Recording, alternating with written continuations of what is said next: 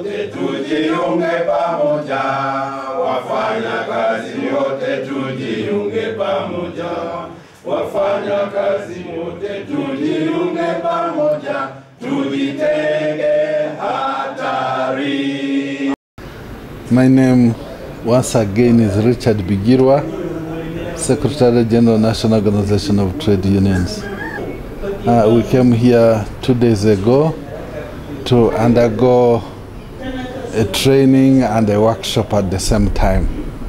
The main purpose of this workshop, we're looking at just transition and climate change. But among all this, we have discussed other various keys into the National Organization of Trade Union. For instance, we have discussed on the strategy on how we are going to handle the workers' councillors, and we have harmonized with all the General Secretaries of not affiliated unions on how we are going to handle this. We have also agreed that we shall consult our sister center, the Central Organization of Free Trade Unions, and we agree on the way forward. The purpose is that we want to deliver an election of workers' councillors who are committed to the workers' cause. This time around, we want serious councillors. This is a structure. We want to help us mobilize the workers of this country, at the same time ensure that the decent work agenda is achieved in Uganda. All the General Secretaries have endorsed this agenda, and we are now embarking on this exercise. A committee of 5 people has been agreed upon, which is going to spearhead this agenda.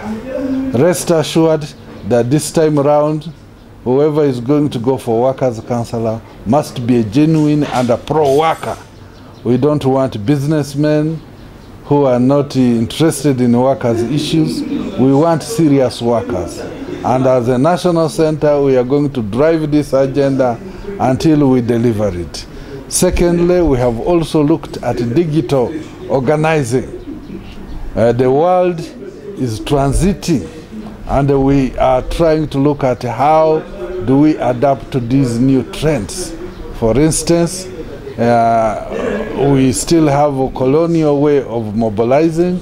We have trained all the General Secretaries on how to undergo this process and how to utilize this process to ensure that they deliver the membership.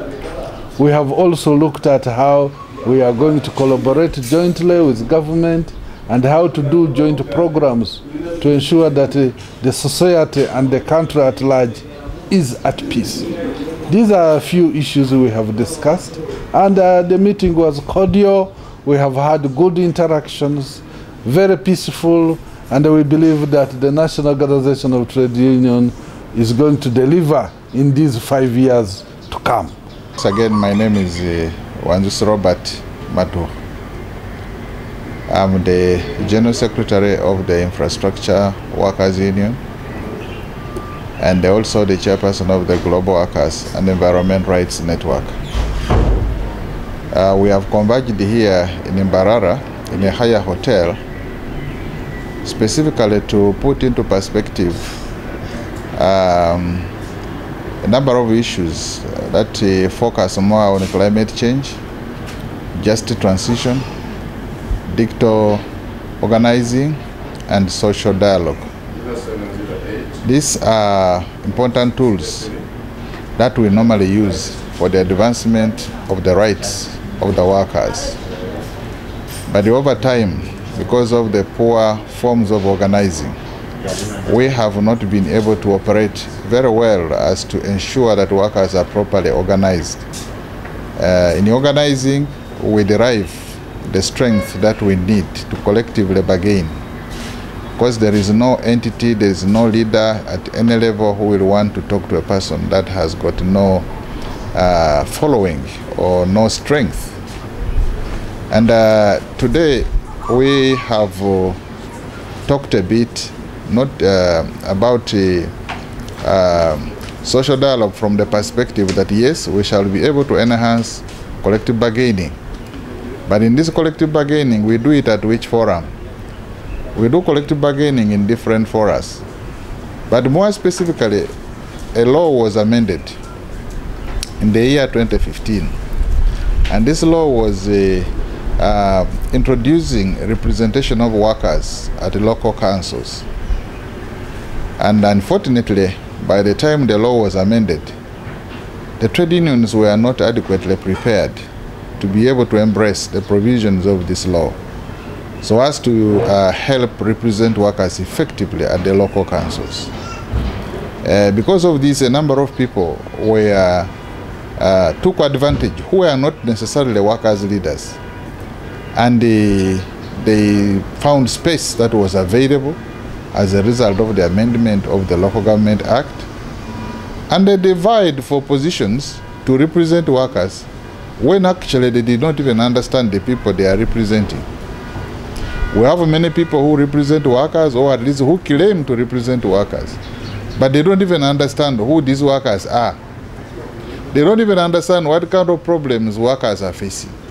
Even how to represent itself, they do not know. What is it about representation? They have not appreciated these issues. And because of this, we have not been able to get very good results in the local councils.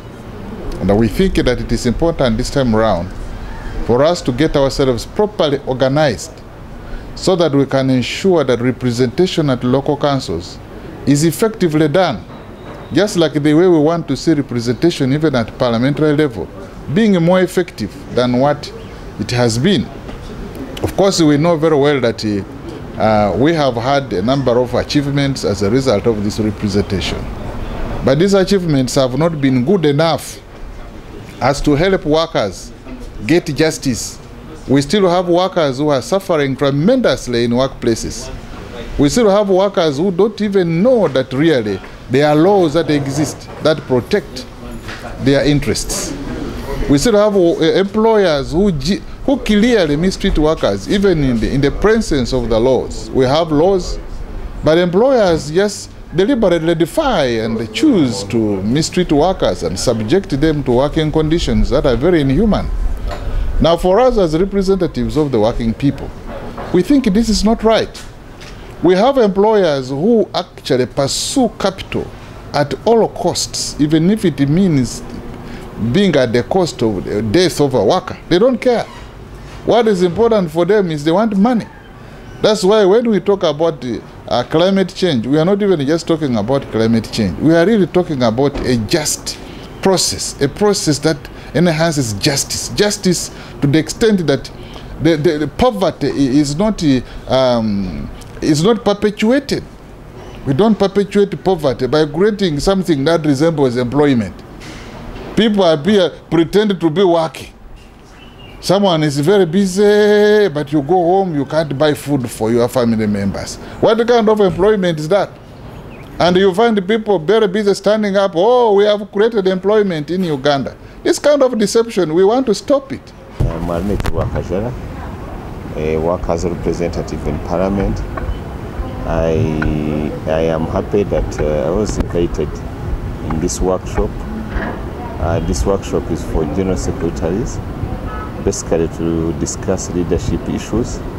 It is funded by FNV, which is one of our partners, which is very important.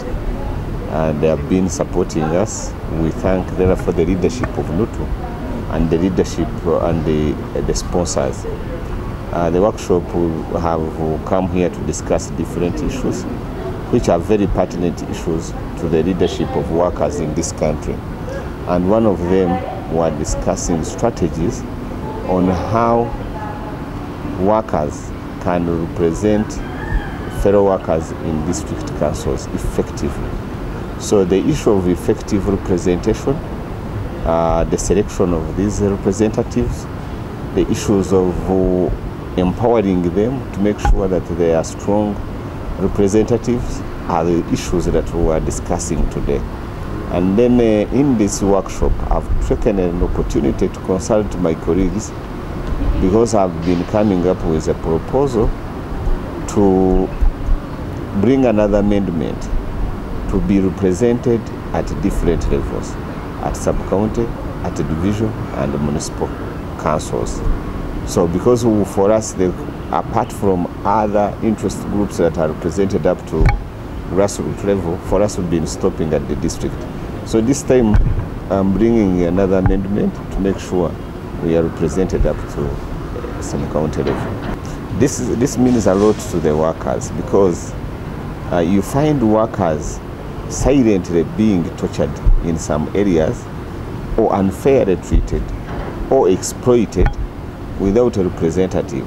So 2 councillors at the district may not reach in all divisions, may not reach in all sub-counties, may not reach at all levels. But when you have these councillors at sub-county level, municipal level, therefore workers will not starve so much. They will be having leadership, they have where to report, they have where to promote negotiations between the employer and the employee, which brings harmony between the employer and harmony. And you know, when there is harmony, then there is a high productivity. So we want to promote this up to the grassroots level. In this workshop, we emphasize the issue of real leaders, of real trade unionists, of real tested trade workers that have been on the ground, that have fought for the workers' rights, to be the ones to go in district councils, to go in division councils, to go in municipality councils, because it is people who understand labor laws, issues concerning workers, negotiation skills, that are supposed to be in these councils to make sure the implementation is easy and the defending the workers' rights is real. Message to the workers: we continue fighting. Message to the leaders representing workers at different levels in the union, at the national level, in parliament, is to continue consistently defending workers' rights, because workers' rights are human rights.